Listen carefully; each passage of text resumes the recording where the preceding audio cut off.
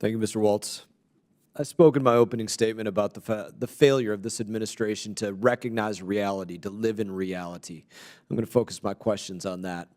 And whether it's domestic or foreign policy, they don't look at reality. They look at what they think is political reality, whether it's with the southern border and saying it's secure, whether it's with saying that inflation is just this transitory thing, whether it's what was taking place with the withdrawal from Afghanistan and the Security Council or the president or the press secretary speaking about what was taking place, or right up into this moment suggesting that there's somehow combat effectiveness in having a ceasefire in the Gaza Strip. There's a failure to live in the reality of the situation and the reality of the situation for the betterment of the United States of America. I, in my statements, said, I think that that April 14th date of go to zero was the oh shit moment. Like, people at that moment said, wow, I'm going to have to get out of Dodge. I'm going to have to hide my family. I'm going to have to find a route out of here. I'm going to have to find documentation to, figure out how I can get into some other nation. I'm going to be hunted. I don't know if I'm going to be able to stay in my home. We don't know how many people are going to be requesting to get out of Afghanistan, and when you multiply wives and children, from 8 to 28, the list goes on and on. I considered that to be an oh shit moment. But that's me. I want to know from you all, when did you identify an oh shit moment in that year as we were approaching the withdrawal of Afghanistan? Or Ms. Mukhopadhyay, Dr. Mukhopadhyay, it doesn't have to be that year. I know you've spoke about 20 years, but when did you identify an oh shit moment for that? And like I said, for myself, I capture it in, there are ways to define win versus loss. And it was in that time that I realized we were going to move towards a loss, and this was going to be significantly worse than what they're anticipating. So in that, I'll leave it to you all to sort out the order in which you choose to answer this. But that's what I'd like to know from each of you, is when do you identify it as that?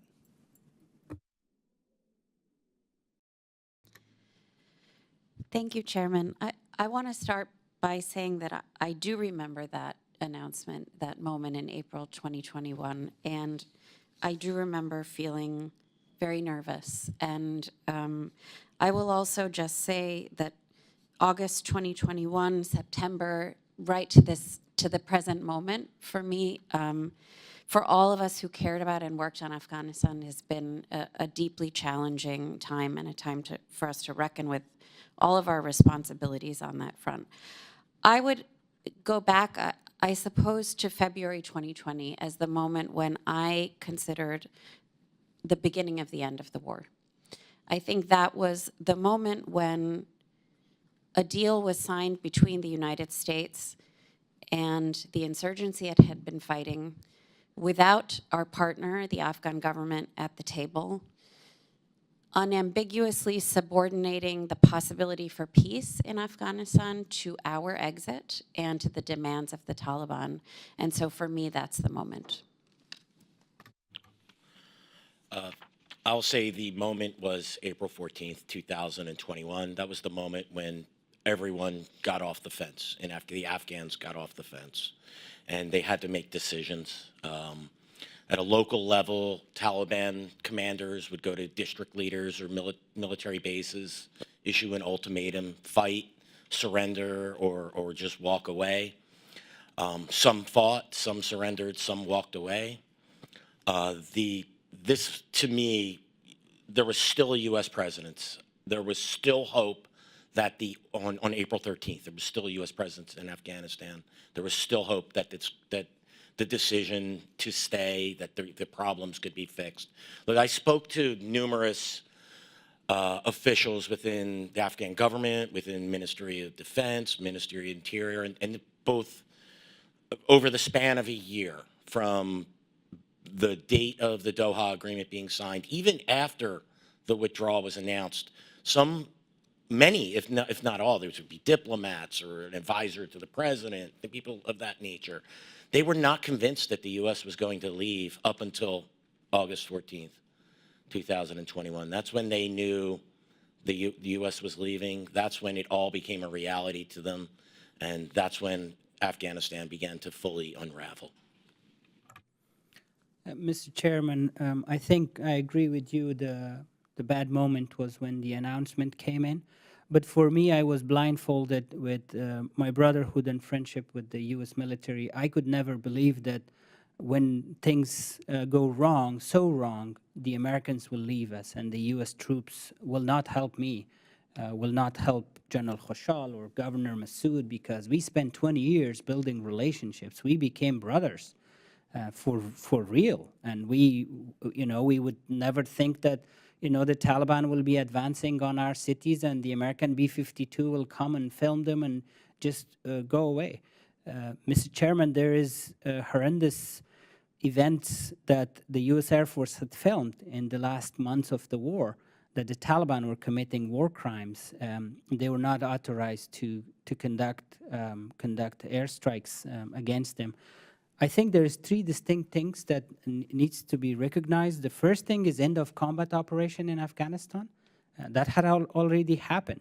The second thing was end of prisons in Afghanistan, which President Biden tried to achieve. And the last thing, which is important for us, is more than everything, is the end of our republic. I think these three things have its own definitions.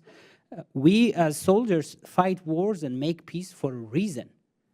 If the reason is not achieved, we will continue to fight. If the reason is achieved, why is everyone saying that, oh, this war needed to end? Okay, it ended in our loss, in your loss as well. We lost the war. And we were fighting. The Afghans were bleeding for this war, and we just figured out how to win it. The new general officers from a younger generation of Afghan leaders, we grew up in the last 20 years, went to school with Americans, Brits, NATO countries. We just became general officers. General Khoshal Sadat is sitting here, one of our best special forces commanders. He became a general officer in 2018. I became a general officer in 2019. Governor Massoud is sitting here, is a young Afghan politician from Farah province. He became a governor in 2021. Just that the U.S. real partners took over the responsibility that we knew how to fight, how to win, how to strategize, and how to combine the Afghan mindset and psyche with the U.S. technology and strategy. We all spoke the same language, we communicated, and this was the moment when the plug was pulled.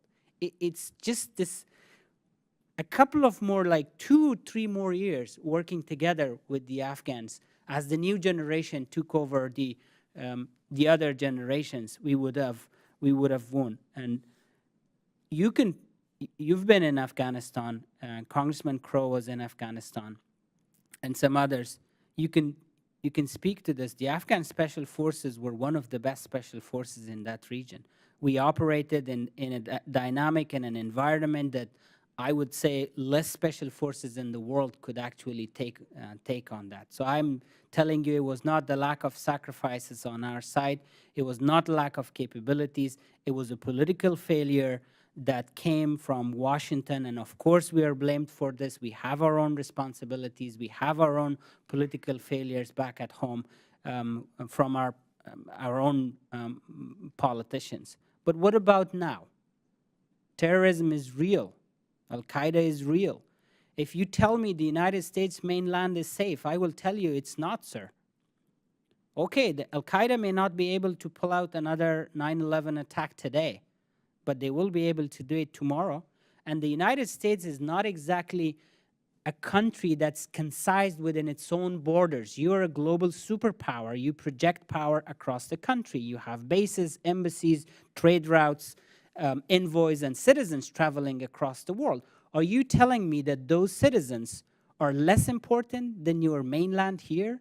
Are they not vulnerable in Africa? Are they not vulnerable in Middle East? Can they travel to South Central Asia in the next 1 year?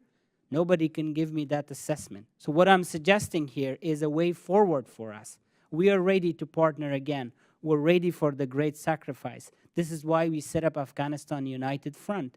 Young generals, young politicians, Afghan soldiers, civil society members to come together and craft a future for Afghanistan to free ourselves from this religious tyranny, from this terrorism. We don't like Al-Qaeda to be our guests. We refuse to accept that. And we need a little bit of help from your side. We need political support because we don't have a government.